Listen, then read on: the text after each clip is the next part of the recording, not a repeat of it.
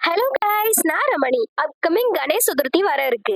So தலைவர் கணேஷ் கூட மாசா என்ட்ரி கொடுக்கறது இந்த கொழுக்கட்டை தான். கொழுக்கட்டை நல்லா சாஃப்டா பெர்ஃபெக்ட்டா வரணும்னா சின்ன சின்ன டிப்ஸ் அண்ட் சீக்ரெட் தான். இதே மாதிரி ட்ரை பண்ணி பாருங்க, உங்களுக்கு சூப்பரான கொழுக்கட்டை வரும். பார்க்கலாமா எப்படி பண்றதுன்னு? ஃபர்ஸ்ட் பூர்ண ரெடி பண்ணிக்கலாம். ஒரு பவுல்ல ஒரு கப் அளவுக்கு துருவின தேங்காய், வறுத்த எள்ளு, அதோட பிஞ்ச் ஆஃப் சால்ட், ஏலக்காய் பவுடர், அதே கப்ல ஒரு கப் வெல்லம், 1/4 கப் அளவுக்கு வறுத்து பொடிச்ச வேர்க்கடலை ஆட் பண்ணிட்டு நல்லா கலந்துக்கலாம். இது அப்படியே ஒரு பேனுக்கு ட்ரான்ஸ்ஃபர் பண்ணிட்டு ஒரு 2 மினிட்ஸ் நல்லா கலந்துக்கலாம். போட்டிருக்க இன்கிரீடியன்ஸ்லாம் நல்லா மிக்ஸ் ஆகுற மாதிரி. அவ்வளவுதான். இப்போ ஒரு பவுல்ல ஒரு கப் அளவுக்கு அரிசி மாவு, 1 ஸ்பூன் சர்க்கரை, 2 ஸ்பூன் மைதா, அதோட 1 ஸ்பூன் அளவுக்கு நெய்யை ஆட் பண்ணி நல்லா கலந்துக்கலாம். இப்போ இதுல கொஞ்சம் கொஞ்சமா கொதிக்கிற தண்ணியை சேர்த்து நல்லா மிக்ஸ் பண்ணிக்கலாம். அகைன் தண்ணி ஆட் பண்ணிக்கலாம். இப்போ ஒரு லிட் போட்டு அப்படியே டிஸ்டர்ப் பண்ணாம ஒரு 10 மினிட்ஸ் விட்டுறலாம். கை பொறுக்கிற சூடு வந்ததும் நல்லா பிணைஞ்சு கொடுக்கலாம் மாவை. இதுல கொஞ்சமா நல்லெண்ணெய் ஆட் பண்ணி நல்லா கலந்து கொடுக்கலாம். இப்ப தேவையான அளவு உப்பு தண்ணியில கரைச்சிருக்கேன், அதையும் இதுல ஆட் பண்ணிக்கலாம்.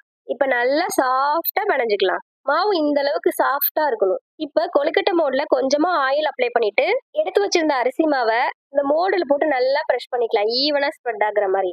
நான் பண்ற மாதிரி பண்ணுங்க. கையை வச்சு நல்லா ப்ரெஷ் பண்ணி கொடுக்கணும். இப்ப ஏற்கனவே ரெடி பண்ண பூர்ண ஸ்டஃபிங்க இதுல உள்ள வைக்கலாம். மறுபடியும் மேல மாவு வச்சு நல்லா க்ளோஸ் பண்ணிக்கலாம். ஓபன் பண்ணா பெர்ஃபெக்ட்டான ஷேப்ல வந்திருக்கு பாருங்க.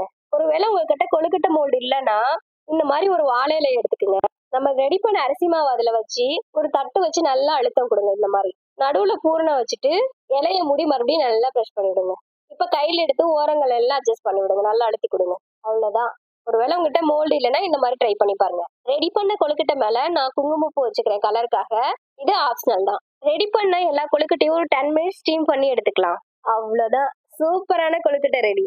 இதுல சர்க்கரை ஆட் பண்ணிருக்கனால மேல இருக்க மாவு வந்து சப்புன்னு இல்லாம லைட்டா ஸ்வீட்னஸ் கொடுக்கும். அதுக்குதான் சர்க்கரை ஆட் பண்ணது. இதுல மைதா மாவும் சேர்த்திருக்கனால விரிசல் எதுவும் வராம நல்லா பெர்ஃபெக்ட்டா வரும். அதே மாதிரி நெய் எண்ணெய் எல்லாம் சேர்த்திருக்கனால லாங் டைம்க்கு நல்லா சாஃப்டாவே இருக்கும். நீங்களும் இதே மாதிரி ட்ரை பண்ணி பாருங்க.